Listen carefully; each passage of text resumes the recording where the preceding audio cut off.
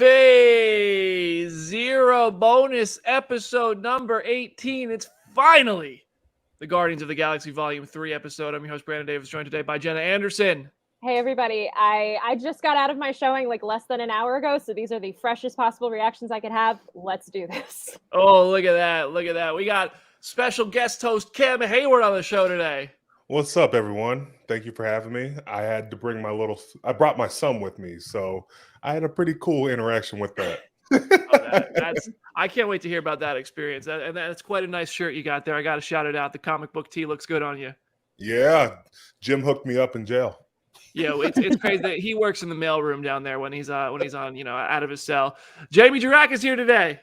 Oh, I'm so excited to talk about this movie. You know, I've already seen it twice. I'm ready. I'm with you. And Aaron Perrine, of course. Aaron, how you feeling today? Good. I'm wondering, Cam, did he bake the shirt into a cake to sneak it out of jail to you? Let's just say Jim's like the Dominic Mysterio of comic book. Hey, man, that means he's got a Rhea Ripley. That ain't a bad gig. All right, y'all. So this is the Guardians of the Galaxy Volume 3 spoiler cast. We are talking full spoilers for Guardians of the Galaxy Volume 3. We're going to have a little ticker at the bottom of the screen. So anybody who clicks into the middle of the show, I know we're live. We decided to do this live because it's just more people engage with us. Sometimes we get to read some comments, and it's more fun for us that way. I think it's more fun for the people who join us in this video, and podcast will still last forever, even if you didn't join us live. But this is the full spoilers show. So if you have not seen Guardians of the Galaxy Volume 3 and you don't want to have anything spoiled for you, well, listen, you're 100% not in the right place. We love you. We're glad you're here, but you should come back later. So we're going to start us off. First, we're going to talk. The way we're going to go through this episode is first will be our reviews and reactions. We will just share our thoughts on the film, full spoilers in that. Then we will take a quick break. We'll come back, and when we do that, that's going to be the full breakdown, the full discussion, the theories, the Easter eggs, the characters we really want to talk about, the moments we want to talk about specifically. So that's the full discussion. And then at the end of it, we're going to rank it amongst the Guardians of the Galaxy Trilogy. And we're going to rank the Guardians of the Galaxy Trilogy amongst other MCU trilogies.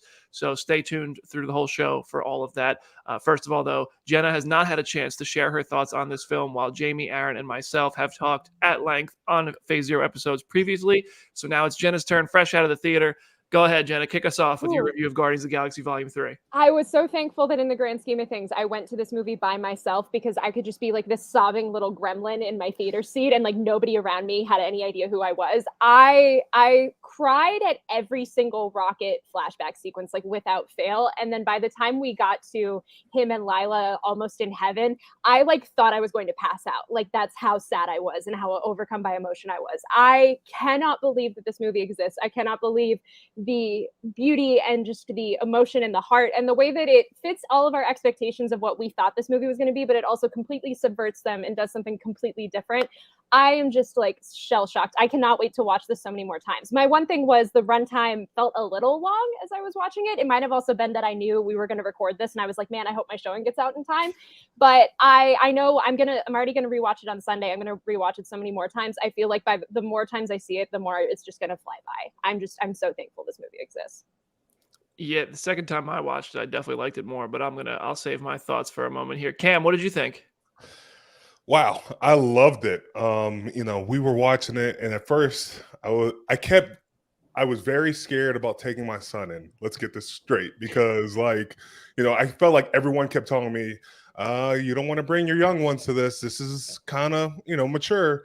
But like being able to talk through it with him, and just, there is death that happens in this movie, but like you can reflect on that and you can grow from it. And, to see the happiness along with it and to explain that along the way was kind of fun. He jumped at every scene, like every funny scene he laughed at. And I had to tell him, don't you say those words. You're going to get in trouble. I think last time we were on here, I was talking to Jamie about like, I didn't let him see Goonies, but I'm like, this is his Goonies now. I'm picturing kind of like a Lion King Mufasa moment for you after this movie. Like, yeah, well, they go back into the world. And that's life. But don't say those words. Oh, yeah. Like the heaven scene, I was like, oh man, I'm going to have to do a lot of explaining. And they were like, you're not done yet. I was like, oh, okay. So now I can explain it to him a different way. But the previews definitely set me up for this movie a lot and got me prepared. But I was like, okay, this happened, so this isn't going to happen now, if that makes any sense. Yeah. No, it does. It does. I have so many thoughts. I'll say, Jamie, what'd you think? Well, first I want to say, Cam, I was so excited to hear about, I was like waiting for the kid review thing, because you know how I feel. I'm like, expose your kids to a little bit. And my favorite thing about this movie, well, not my favorite thing, but I'm so delighted that they dropped that F-bomb. Just because like, it makes me feel confident that Feige still has a little backbone and isn't completely under the mouse's thumb, because like, I know it's Disney, but like it's one word, who cares? And I like that they soft launched it in the trailer and to see how people would react. Kids movies used to have, like, PG-13 movies can have one F-bomb. That's just always been the law. And so I'm glad to hear you be like, yeah, just don't say that word. It's like when I was a kid and I would sing Grease songs, and my mom would be like, you can sing certain words in these songs, but not in front of other people. That would be the rule. So love that. It's a totally different story. Yeah. Well, we'll talk about that later. But I love this movie. I like Brandon said, I liked it more the second time. The first time, the flashback device, I didn't dislike it, but it was like a lot to me, a lot. It was like, and I did feel the runtime for that, but it totally worked more for me the second time. Honestly, my one and only real complaint about this movie is that Will Poulter isn't in it more, because he was amazing. I loved him. He was so funny, and I was bummed that he wasn't in it more. But otherwise, Nebula, like I said the other day, is my favorite Guardian, and it was great to see her. And I just realized my Gamora pin's upside down. But I want to talk. I have a lot to say about Gamora. I loved her in this movie too. Deeply, deeply loved Gamora in this movie, but I will talk more about those feelings when we get to that later in the episode. Also, as for crying, I cried very much at the very end, more so last night on my second viewing, but that alcohol may have been involved in those tears. Aaron, what'd you think? I did enjoy myself. I did. Jamie can attest. I was sitting right next to her. And I had fun, and I feel like I feel almost as if though, like, couldn't this have been in phase 4? It feels very, very emotionally similar to the arcs that you got in Panther and in like, all the law stuff, WandaVision, all of it. So I find it kind of interesting. I'm like, this is after Quantumania? I thought we were turning the page, but I guess we make a special exception for James Gunn. Just excited to see people excited. Like, it's good. That's I agree. I think phases are a bunch of BS now. Like, it's not the same as it was in the Infinity Saga. Phase 4 never ended. Like, Black Panther Wakanda Forever was not this punctuation point on the grief era of the MCU post-Infinity Saga. It just wasn't. And what was the first? Quantumania was not this sudden. Like, Quantumania put Kang in there, but Kang debuted in Loki. So, I don't know. I think phases are just a term that they use to try to keep people interested and act like there's some kind of structure when the structure has just fully gone out the window, and it's time to stop acting like it still exists the way it did before. For me, this feels like the end of the MCU as we knew it. Like, there's nothing coming up in the MCU that is guaranteed. Like, sure, there's a Spider-Man 4 that we are expecting. But this feels like so many of the main characters from the Infinity Saga are done now. Like, sure, legendary Star-Lord will return. Where? Who knows? Who the hell knows? There's so many projects in the next 4 years. Where's that going to fit? How's that going to happen? Zoe Saldana's gone. Dave Bautista's gone. James Gunn is gone. Captain America's gone. Black Widow's gone. Iron Man's gone. Thor, who knows? Like, who cares at this point about Thor? Like, I don't know. I feel like the MCU as we knew it is very much, it's not like over, but it is so different to the point that it's unrecognizable. And that's not necessarily a bad thing. There's a lot of great new characters. Y'all know I love Shang-Chi. I love the Panther characters, but I think that the MCU as we knew it and have been holding on to is very much like with this feels like the end of it. Cap 4 is a whole new Cap. Thunderbolts is a whole new group of people. So there's just all kinds of new stuff, and the old stuff really feels like this is the end of it. When Spider-Man 4 comes along, there will be shreds, there will be something, but it just, I think you guys understand what I mean by that. That said, this is the best possible ending to an after-ending thing. Like, Avengers Endgame ended the Infinity Saga, absolutely sure. But there's still some holdovers. There was Spider-Man No Way Home.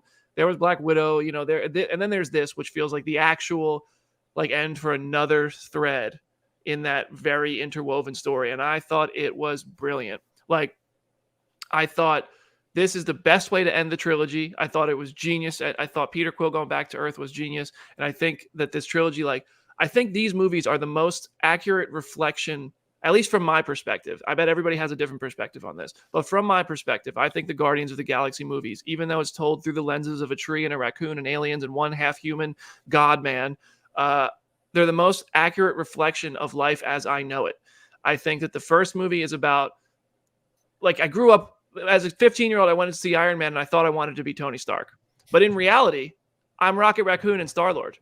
That's actually the truth of who I am. I wanted to be the cool guy. I wanted to be the billionaire playboy philanthropist, but I'm the broken dude. I'm the dude who found people along the way. I'm the dude who finally accepted himself. I'm the dude who, just went on unexpected journeys and made it work. And that to me is why I love these movies so much, and how the masterful storytelling that you understand every beat of everything that these characters went through. And it's so, there's nothing about it that you say this character wouldn't do that. This character wouldn't, it all works and it all wraps up really, really tremendously. So I thought that I think this is a brilliant movie. I loved it more the second time. I absolutely cried my eyes out. And that's not just sad tears, because I thought people were going to die. I was sure Star-Lord was dead when his face blew up. I thought Drax was going when he got shot twice by Nathan Fillion. I thought Rocket was dying on that table. And I was like, there is no way this dude just died without actually doing anything in this movie. And he didn't. Bless. Okay. But it got me. And then when Drax started dancing in front of the kids, but doing the robot thing, I was just like, oh my God, this is the guy. This is that character. He wants to be a father. He wishes he had his daughter. He wishes he had his wife. This is who Drax is. The Mantis talking about Drax saying he's the only one who doesn't hate himself like all the rest of you. There's just such brilliant writing, and it's so human and so real, even though it's told through the lens of these otherworldly characters. I thought this movie was genius. So that's my review. I think it's a damn near perfect movie. I left it thinking it might not be my favorite because the first Guardians of the Galaxy movie, the experience I had watching that, the path it put me on both personally and professionally was incredible. And I wish I could watch that movie for the first time again. But after watching this twice, I think not only is this a better movie, but I think it is my favorite of the entire trilogy. But yeah, so that's a little spoiler for later in the show. But yeah, I mean, we all kind of seem to be on varying levels of the same page here. Yeah, I want to piggyback off what you said, because what you just said was so beautiful. Yeah. And I just want to say that I say this all the time, but I think James Gunn really is the king of blending heart and humor. He's proved it time and time again. And I'm just I'm jealous that DC gets him now, but I'm also relieved that because they're so lucky and we're gonna get good stuff, and he just doesn't miss. The man doesn't miss, and I'm just so grateful that we have him and his brain. I want to examine that brain. Don't bruise it. Yeah, but I mean, it's there's the moment where you can see the baby Rocket. We all start in the world as that Rocket Raccoon who isn't necessarily afraid of that hand that's coming in, and you're willing to trust and you're willing to try, and you find friends, and then terrible things happen. That's life. You live and you like Cam was just saying it as he had to explain to his son life and death and the things along the way. A lot of great stuff, a lot of tough stuff, and it shapes you. And in Rocket's case, it made him a hardened, like sarcastic, like Rocket Raccoon that we love. But he also gets drunk and gets mad when someone calls him a rodent. And then ultimately he wanted his family, and that's what he got. That's what he wanted most, even though he would hide it more than anything. And that conversation with Yondu and Rocket in Guardians Volume 2 was brilliant, and it showed that. And this movie just really completed the arc. So yeah, overall, Guardians 3 is brilliant. That's what I have to say about that. I mean, I don't really know how else to talk about reviews without diving into it too thoroughly. Is there anything else you guys want to say about this? I will just say to your point about just like the death of like this being like the death of the MCU as we know it. I think part of it is also these movies are so standalone from everything else that's going on outside of what happens with Gamora in Infinity War, that you could conceivably be a person who only watches the Guardians stuff and nothing else in the MCU, and you would still get a very satisfying, complete story. Like the fact that this movie did not feel like you had to do any extra credit homework of like anything else in the MCU outside of the holiday special, which I know Jamie has a story about that. But these movies are just able to stand alone, be on their own. The characters can cross over where it makes sense to, but it's not about the cameos or the crossovers or the MacGuffins. It's about the characters first and foremost. And I think that is why these movies feel so special. And it does seem like at the moment, this is the last bastion of that in the MCU. Like we will still have character driven stuff, but it's still going to tie into Secret Wars and everything else. So I completely agree with what you said. I was going to say this. This movie makes me hate two other MCU movies. It makes me hate Love and Thunder because the Guardians of the Galaxy, it's a whiplash if you look at that movie. Like you don't like how they acted in that movie when you think about it, because it's like Peter Quill goes from like happy and like ready to go and, inspiring Thor. And then he goes in this movie and he's complete drunk.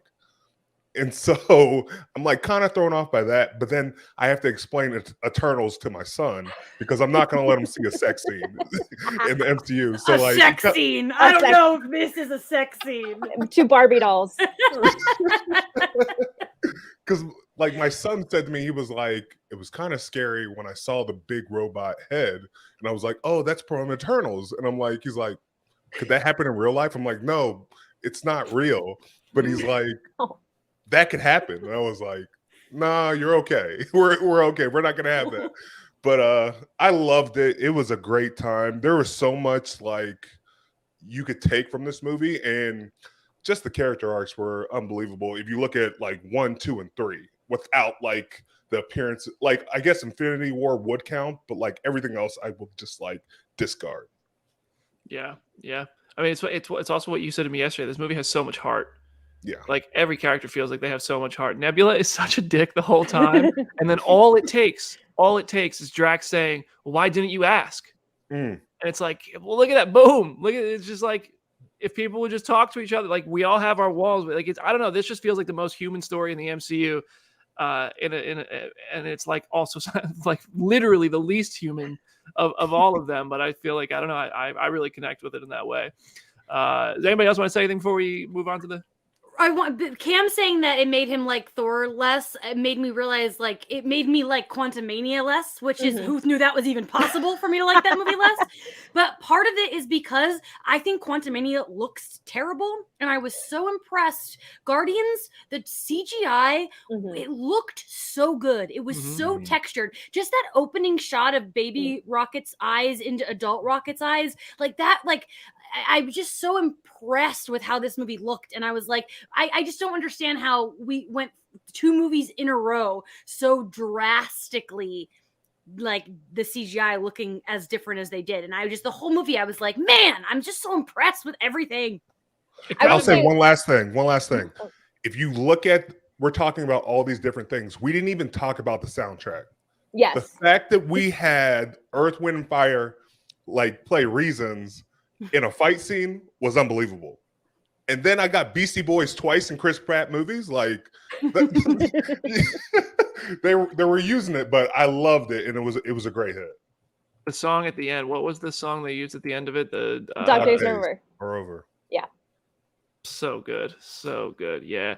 James knows how to drop that needle at the perfect time in the perfect way to the perfect tune, like nobody I've ever seen before. Whoo-wee. I also, one thing Jamie said that I forgot to touch on was the Adam Warlock of it all. I thought Will Poulter was great as Adam Warlock. Like, he was very funny, but it felt to me like James Gunn originally had a different plan for Adam Warlock, and for some reason had to keep him in this movie, and it didn't work out the way because Adam Warlock was a character he often talked about and clearly was like teasing for a long time.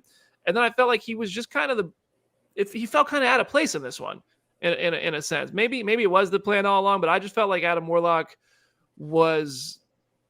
he just felt kind of random at times. I didn't think that he was very organically fitting to the plot, at least for me. I will say that felt very on brand at the end of the day, because it's like Adam is a weird character. Like, he goes off and starts a space cult. He's regarded as this like larger than life person. He's always just kind of like on the periphery of stuff. So just having him be this kind of like, again, it let the character really drive through. It let us get to know him as a character and not just as Adam Warlock, the entity and the plot device. And like, that made me love it even more, because we got to see him be awkward and weird and violent in these ways that I wouldn't have expected when we first teased him in 2017. Mm-hmm. That's fair. I wish Thanos was still around, because I'd love to see interactions with Thanos. All right. So we're going to take a quick 1-minute break. We come back. We're going to dive into some very detailed breakdowns, Easter eggs, discussions for Guardians of the Galaxy Volume 3. Clearly, we got a panel of 5 people who really enjoyed the movie, some a little bit more than others, but all pretty much, I'd say, positive reviews from us. And we'll be right back to talk more about it. See you in a moment.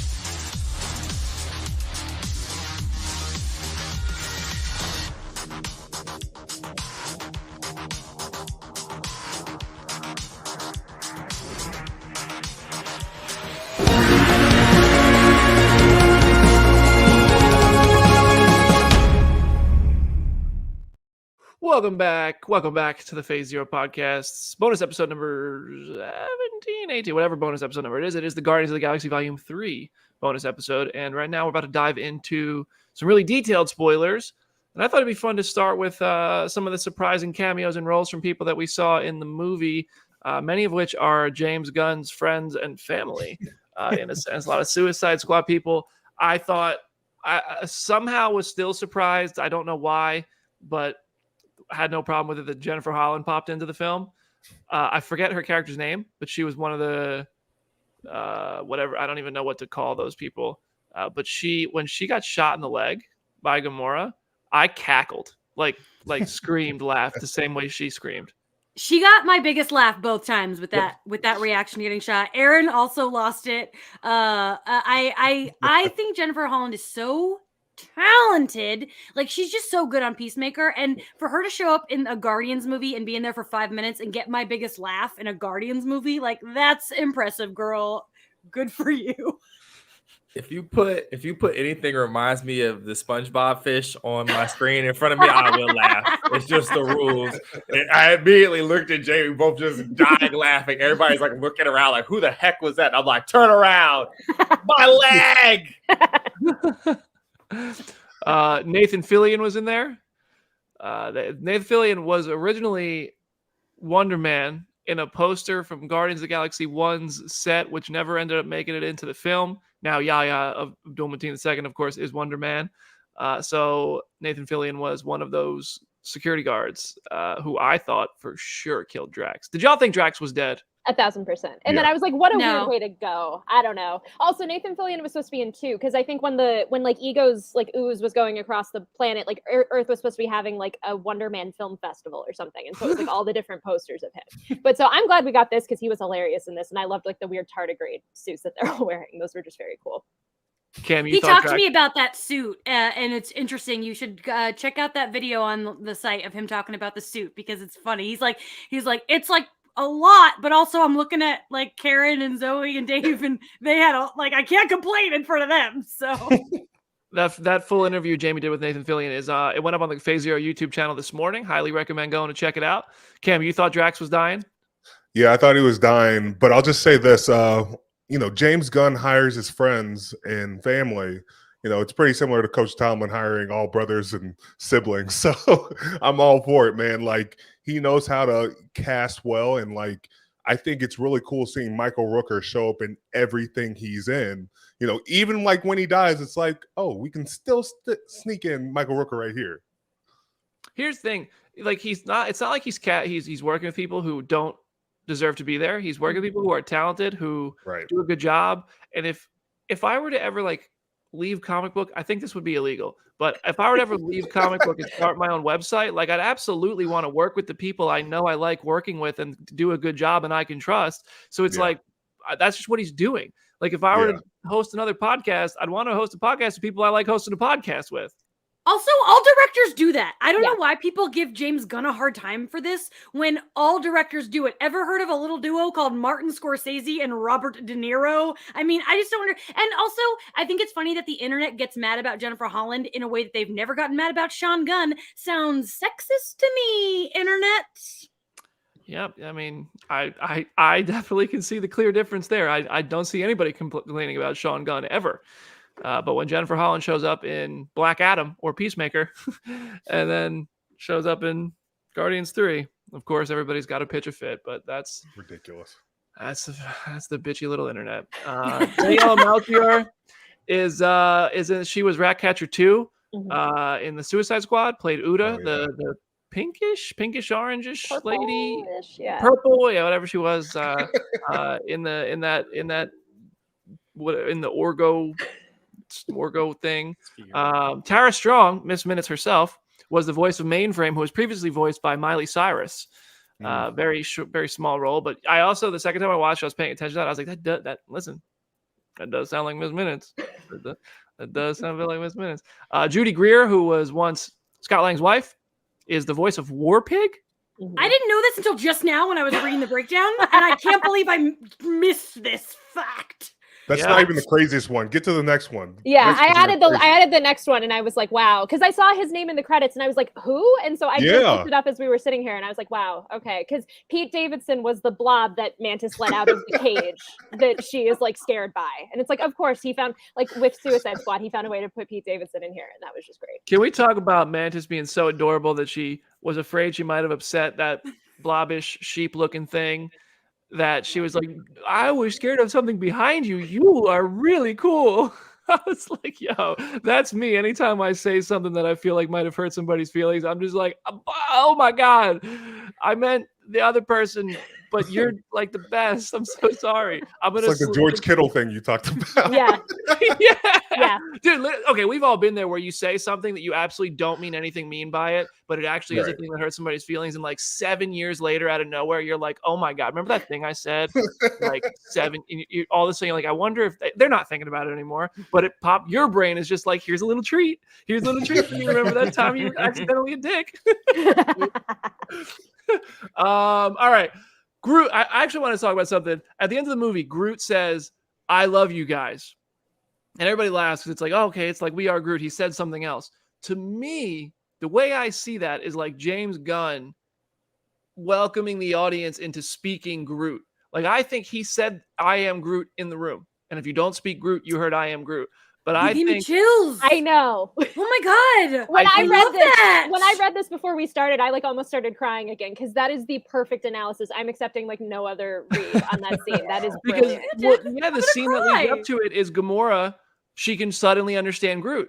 He says, I am Groot twice. She says, it was great to work with you. And then something like, or whatever she says back to him again, because she understands him. Then in the room, he says, I love you guys. And it feels like for the first time now at the end of it, we know Groot well enough to understand what he said. Wow. So I thought that was a really cool thing. I hope that's what James Gunn intended, because that's So the can way we go back and watch all these and get what he's really saying? What's that? So can we go back and watch all the other movies and understand everything that's going on? That get Vin in the booth. Get Vin in the booth, Yeah. man. He would do it. Vin Diesel loves doing everything. A really nice way to describe Vin Diesel. Yeah. I like that. Gamora mentions a couple of alien races when she talks about like creations of the High Evolutionary. One of them is the Animen, which as a group from comics, it consists of a She-Hulk character who was very different from the version I think we saw in She-Hulk. But Frogman, Ape-Man, Catman, and Birdman, these are just kind of criminals, and they're defeated by Daredevil, much like Frogman was. So I think maybe the Animen are out there, but this feels like one of those things that could be an Easter egg that pays off. It could just be a throwaway line to reference comics. Jenny, you got any thoughts on this? I will just because I know you're going to mention the other one too, because the High Evolutionary in the comics has his fingers in so many pies. He's involved with so many things. It's he's tied to Wanda and Pietro getting their powers in a roundabout way. So it's I felt like this was just a kind of fun way to expand the breadth of what he's done in the MCU by just having a little throwaway line. Because the Animen in the comics are just guys in animal suits. They're not even anything enhanced in any sort of way. So I just assumed it was just a fun little throwaway thing. Yeah, I think it's the same thing with the Zeronians, because that's what she says before the Animen, and that's another just alien race. But neither were created by the High Evolutionary, so I think it's just kind of a thing. But also, they love to switch stuff up in the MCU a little bit and just take names and make them sometimes more relevant, sometimes less relevant to the story that's being told. So, excuse me. So I think it's I woke Nova up. But yeah, Gamora. I know you guys have a lot to say about Gamora, so I'll talk about her line. So I feel like this is a good time to. Jamie's got thoughts. Jenna's got thoughts. If you guys want to go ahead. Yeah, Jenna, because kick it off. I added this to the rundown because I was so pleasantly surprised with how they handled the new Gamora, old Gamora of it all. Of when she puts her foot down and is basically no, Peter, I am not the woman that you want me to be. That is a different version of myself. I trusted James to get to that point, but I wasn't sure if the movie had the breadth to be able to get there. But the fact that we said that quiet part out loud and Peter was able to accept that, I was just very, very happy. I want to hear what Jamie has to say. I've been calling her Alt Gamora. I don't know if she has an official title, but to me, she's Alt Gamora. I loved everything about this version of Gamora. First of all, the performance. I think I said it before, but the crazy eyes she delivers are just beautiful. I love one thing that I want to say is back when the first movie came out in 2014, I remember I saw it with my friend Brett. He's the host of the Comic Book Queers podcast. He's a big Marvel guy. And back in 2014, I didn't know a lot about comics. I didn't know anything about the Guardians. And I remember him telling me we got out of that movie and he loved it. But I remember him saying, Gamora's supposed to be the deadliest woman in the galaxy. And I don't know if I felt that in this movie. And after the third one, it was like this, she feels like the deadliest woman in the galaxy now, but she still feels like it's not like a completely different person. I totally believe that this is what Gamora would be like on this slight divergence of a path. It's that sliding doors thing where things change and you're different. And I just loved her performance. I found it so everything with her and Peter I thought was really beautiful and perfect. But my favorite, I love the part that made me cry the most is when you find out in the end, because you're oh, she's with the Ravagers. Okay. But then in the end, you see that that is her family now. They do love her. This is her family. And it's so sad and beautiful. And I think that's my favorite part of the movie is seeing that Gamora does have a new home. And of course, it's not the home that we wanted her to have.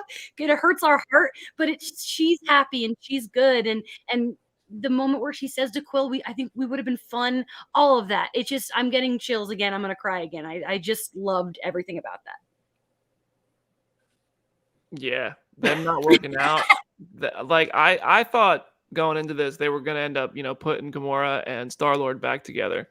There's two reasons I like that. They don't get back together. One is life doesn't always go the way you want it to and the way you think. And that's something you have to accept as a movie viewer and a person who's living. And two, that means Richard Rider could get Gamora now. So Nova can get in there, and that relationship from comics can happen. So sorry, Quill. If she wasn't yours, it's just your turn. I was just gonna say, I love that like them being together wasn't a plot device to move the story forward, because I felt like if you look at this movie, like we all thought death was going to be the plot device and everything. Like I loved at the end where it was like you have these people and they all go their separate ways, but you don't have to die because of it, because someone wants to do something different. And I thought that was just a beautiful thing in itself, because you don't have to kill off every single person just to move the story along.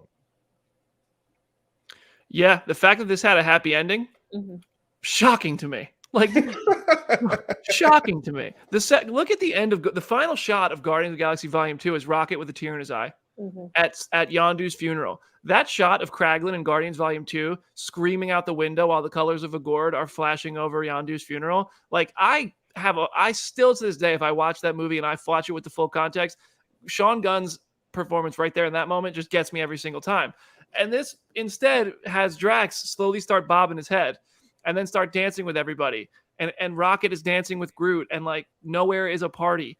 And seeing Dave Bautista cry, seeing Drax cry when Mantis walks away, like, I don't know how you do it better than this. Like, this is why I love Marvel movies. This is why I love going to the movies. This is it. Like, this movie did it. I know you're going to roll your eyes at this, but it made me think of the series finale of Agents of S.H.I.E.L.D. on a much bigger scale. And that is the biggest compliment I could ever give anything, is that it evoked that in my brain. I thought of that. And for me to say that again is like, you're doing something right, Gunn. Can I say something that's a little bit of like an aside, though? Ooh. I think one of the things I can say positive about this movie, too, is that I feel better about Superman Legacy now. I definitely feel better about Superman, because you have to get the joy of human life. You have to get the sort of minutia of the beauty of our existence if you're going to handle the Man of Steel. And the ending was, I was sitting there, I'm like, he really just tacked like a really fun, nice ending onto this thing. Yeah. After all we did was so many podcasts, Peter put together a supercut of all of us saying who's going to die. It happened like 19 times. And no one died. It's crazy. So yeah, I thought, I was like, man, he might be able to do it. By God, he might do it. I will say, like, the last scene of the Suicide Squad is like one of my favorite comic book movie scenes of all time, of like them just sitting in the helicarrier and they like turn and look at each other. And it's like, I think this was that times 100, and it was earned given how much time we spent with these characters. But his movies are not just about surviving, they're about like thriving. And I feel like both of these endings really reflect that. And yeah, after this, I'm like, anyone who was doubting his ability to do Superman, especially the way that like Adam Warlock was flying and like the action sequences of that too, I'm like, he is going to absolutely nail Superman. Like the physicality of it will totally be there. R.I.P. Aisha. Adam Warlock couldn't fly fast enough. Superman would have been there. Also, I think it is just obviously such an L for the MCU to have lost James Gunn. Like, it's a huge W for DC, and that's great. Like, I really, like you just said, tremendous excitement for Superman. Like, I was already excited for Superman. I have my kind of feelings about DC with all of that, but I do believe James, like, I don't know. I just think James Gunn is a masterful character developer. And the Suicide Squad is not by any means my favorite DC Universe movie. I think it's a good movie. I don't like it as much as everybody else does. I think Peacemaker is incredible. I think Peacemaker is better possibly than any show Marvel has put out so far, but it's at least in the top 3 if you put them all together. Yeah, I know WandaVision exists. I know Loki exists, but I think Peacemaker, for my tastes, is just brilliant. I think it's a tremendous show. And that's not even a jab at anything Marvel has put out. I just think Peacemaker is genius. So yeah, I think James just does another. And this movie just exemplifies his ability to develop and deliver incredible characters and use that development for incredible moments. All right, let's talk about the credit scenes. First credit scene, we have presumably the new Guardians, presumably like a version of like King Groot at the end there, right? Like gigantic Groot, Rocket, Cosmo, Kraglin, and Phyla-Vell. And that's on the Krylorian planet, which, if you remember, like in the first Guardians of the Galaxy, that woman in Peter Quill's ship in the very beginning, when he forgot she was down there and trying to escape Karath, Barit, she was a Krylorian. So I'm assuming this is her home planet. Maybe Malia Kraling is going to reprise her role. But I see the nods about Phyla-Vell. Jenna, school us. So she is an alternate version of Captain Marvel, basically. Like, she is tied to Marvel, she's tied to Genusfell. Like, all of the cosmic stuff that doesn't necessarily have to do with Carol Danvers, like, Phyla is a huge part of that. I know I've spoken on the show because we thought Daniela Melcher was maybe playing her. Like, we thought she was maybe in this movie in some way. I loved the way that they did this. I think, like, it's nice to just even know that this character's out there, even if she is a very small child and we never know if we're going to see her again. I like that we have her there, but it's not this thing of like, I'm going to be disappointed if I don't see her in the next couple of years. I just like knowing that she exists. A lot of kid heroes in the MCU. Tons. I mean, this is the third person that Jenna's had introduced that's like on her personal, like, oh my God. Like, it's very funny. This is the first guy leaned over to Jamie. I'm like, well, Jenna's going to be happy. I don't know. Erin's so happy for you. I am not even like a super fan. It's just more like more cosmic women. Like, this is great. Yay. And it's just like, I just like building out this universe in a way that just it is. Like, to Brandon's point about like Gunn going over to DC and him understanding character, I think he also just understands comics in a way that like very few other people who make comic book media actually understand. Of like, you can honor the canon and you can respect the canon, but you're not completely beholden to it. You're not just taking the comic and immediately translating it on screen. He, with everything he's done for DC, whether it's Peacemaker, Squad, everything at Marvel, he knows how to make something fresh and something accessible and new out of something that not a lot of people have necessarily read. And so just seeing him stick the landing with this, it was a lot of comic accurate stuff, but so much of it was entirely new. And that was what made it feel even better. Yeah. So there's one thing there's a question I have. So I don't think we have too much to talk about on the second credit scene, which is Star-Lord. Actually, we did not talk about this. I thought Star-Lord going back home was the perfect note to end Star-Lord's story on, even though he did step foot on Earth temporarily. He just didn't go to Missouri, but he did step foot on Earth in Avengers Endgame, and he left. But he went back and he saw his grandfather, and I think that was just the most fulfilling, brilliant moment. I thought another great moment by James Gunn that calls right back to the very start of this trilogy. It's the perfect way to end this trilogy. Even though I would say Rocket is the main character, obviously Star-Lord has been like the protagonist of this. So to have him have that book ended with his grandfather, I thought was genius. But anybody want to talk about that at all or anything like that? I'm just curious where you think he will return. I don't dislike Quill. I like him, but I'm like, of all the characters, he's the one that will return. I mean, fine. I'm mad about it, but I'm like, I'd rather see anyone else, I guess. Like, I'm curious what you guys think where he might end up. But also in that scene, he's talking about the neighbor being a 45-year-old guy who he has to mow the. Do you think that he was referring to anyone that matters, or is it just a joke? I think it's just a joke. Okay. The newspaper did say Kevin Bacon tells all about alien abduction. And I think there was a reference to James's dog, because I think his dog is named Lola, and there was a thing about like Lola the dog wins like some sort of dog contest or whatever. I'll have to rewatch it again and see, but like that was cute too. Yeah. So, but ultimately, I think to that question of where will we see them again, whether it's the Guardians that we saw on that Krylorian planet or the legendary Star-Lord who has promised to be returning, this goes back to what I said at the beginning, when I feel like the MCU of old has really ended here, because we have Avengers Kang Dynasty and Avengers Secret Wars as the obvious places where we expect to see these people come back. Whether it's Spider-Man, whether it's Star-Lord, whether it's Thor, I feel like these stories are over. Like, there is no more arc left. It has to be a new arc for Star-Lord. It has to be a new arc for Rocket. These main characters have ended their stories. Spider-Man's story, that kid from New York, whatever his name is, that story wrapped up perfectly. So it has to restart. Like, sure, I want to see what happens with Spider-Man and MJ and Ned. Like, absolutely, I'm still into that stuff. But if the next time I see these characters is in an ensemble film where they're barely going to have time to develop actual moments, like, I'm not saying like Civil War was a brilliant job of developing characters. Like Black Panther and Spider-Man had small roles. Vision and Scarlet Witch had their kind of arc together, and it was tiered. And then you had Black Widow and Hawkeye who had a tiered thing, and then you had Captain America and Iron Man at the top of it. So obviously that's what the Avengers movies have to do. They have to set this stuff up. But like, if I don't see Spider-Man again, if I don't see Star-Lord again before they are all in this ensemble movie, I'm kind of like, well, that's just a character that I like. It's going to be hard for me to be super invested and excited as I was before, because I always cared about the arc and the journey. And I feel like the arcs and the journeys have wrapped up really nicely. So I want them to restart before they're all in an ensemble film. And I have an idea of what these characters want now, where these characters are headed now, what they're avoiding now, what they're afraid of, what they're, that sort of thing. I got some good news. You're gonna see Tom Holland in Spider-Man Across the Spider-Verse in about a couple weeks, and he'll be in the movie, so you'll see him. I don't know about Peter Quill. My answer for all this stuff is always Thunderbolts. Like, why else put him on Earth? Ooh. Like, what else is he gonna do? He's still Ooh. technically kind of an honorary Guardian of the Galaxy in a giant war over weird stuff. You know, I'm down to see freaking Stephen Yeun and him like stand across from each other, him trying to do a dance battle and get punched through a mountain. It's good. Good times. So I have two thoughts on that. First of all, I'm shocked Brandon didn't suggest this first. It's like, could Peter just show up in whatever Nova thing ultimately ends up happening? Ooh. Because that would be my expectation of like where we could see him next. I also just saw that title card as just more of a metaphorical thing of like, these stories never end. These characters are always out there.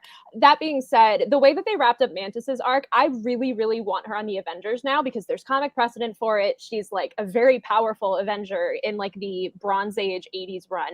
And so what her just kind of going off on her own and figuring out what she wants, I'm like, man, if she like circled back around and like hung out with the Avengers now, I would be so happy because that would feel very good. Do you think we're getting Celestial Madonna with Mantis? Because I got vibes.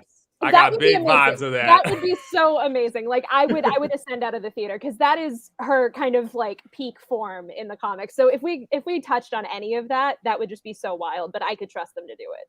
All right, before we take our last break here, I want to give Cam and Jamie a chance if they want to say anything about where we might see these characters again. Yeah, two things. I would just say first, I was looking it up. There was a storyline for Star-Lord where he did a comic book where it was called Star-Lord, Legendary Star-Lord. Mm-hmm.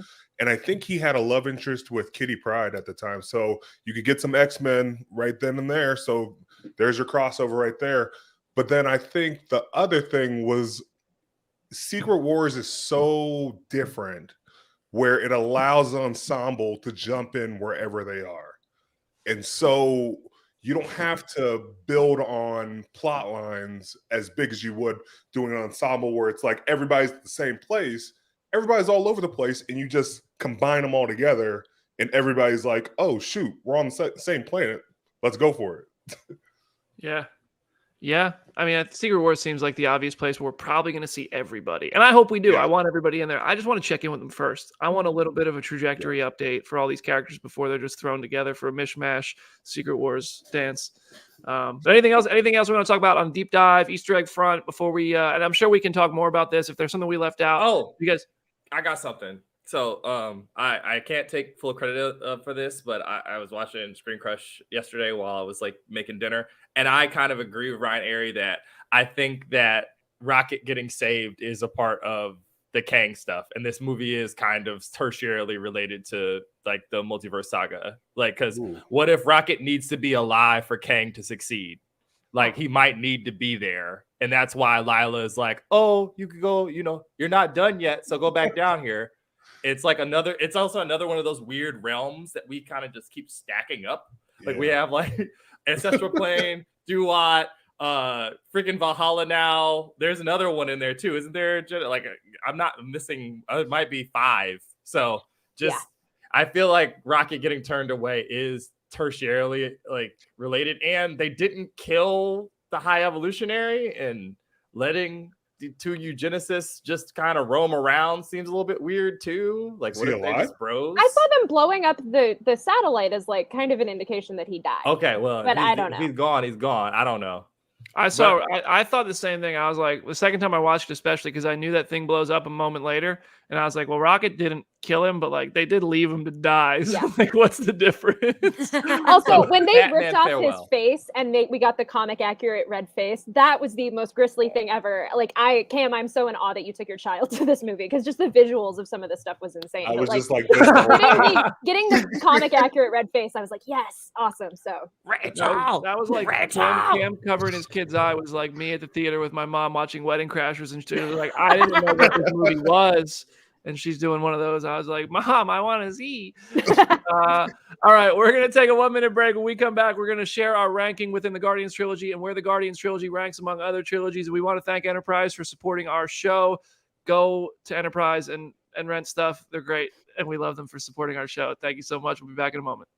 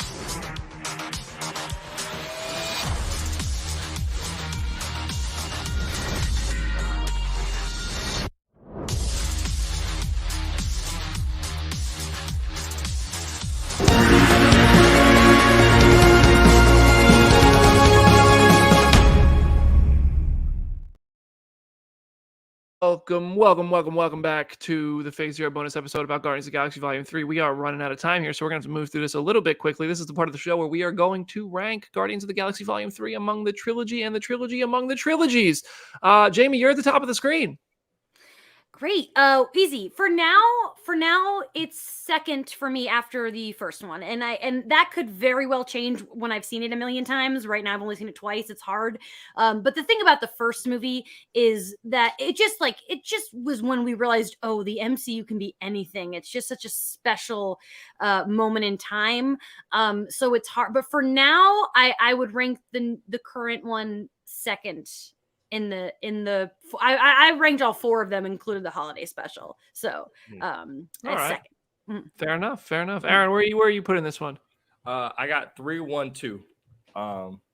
Just because I was really entertained throughout. Like, also the pacing was just kind of going. Like, I guess the structure and not having to deal with other stuff really allowed him to really like muscle through. So I was impressed. I think 3-1-2 is where I'm at. Yeah.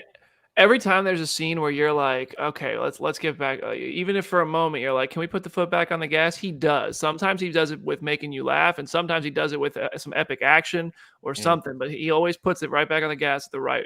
I found that very impressive. Jenna, what about you?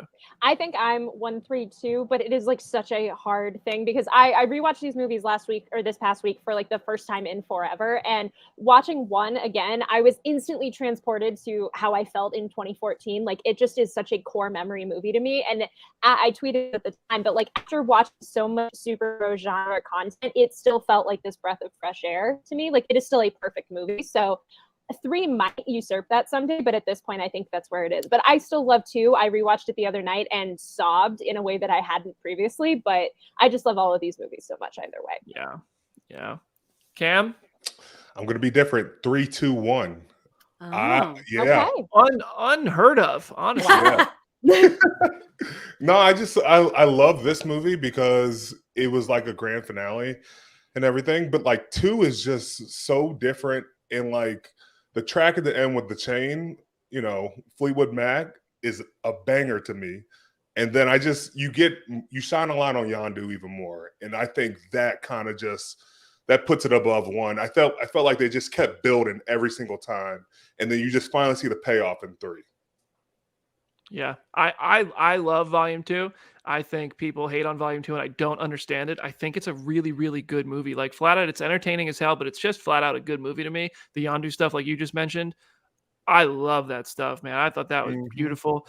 Still, for me, though, it's my third favorite of the trilogy, which just goes to show, not that I don't like 2, it shows how much I like 1 and 3. So my ranking, I hope this isn't recency bias speaking. I've seen the movie twice now, but I do think 3 is just such a feat in emotion, in storytelling, in character development, and in conclusion. So I think 3 is my favorite, and I definitely know that 3 is the best movie of the 3. And then 1, because the experience I had watching 1 is just, I wish I could have it again. And then 2, and then I put the holiday special, but we're just talking about movies, and that's not even a shot at the holiday special. I just think the 3 movies are fantastic. So 3-1-2 for me. And in terms of the trilogy, I'll just kick it off. I think this is the best MCU trilogy. I think in second place, you have Captain America. And then probably after that, I'd put Iron Man and then Thor and then Ant-Man. And I don't think there are any other trilogies. Oh, Spider-Man. Spider-Man probably goes ahead of Iron Man for me as well. But yeah, I think that Guardians 3 and Guardians 1 are on par and, for me, better than Civil War and Winter Soldier, which are 2 movies I love. And I think Guardians 2, which is in my last place, is far better than the first Captain America movie. So for those reasons, the average of the whole, I think Guardians 3, and as a complete arc, it actually is its own story that doesn't need. I love Civil War.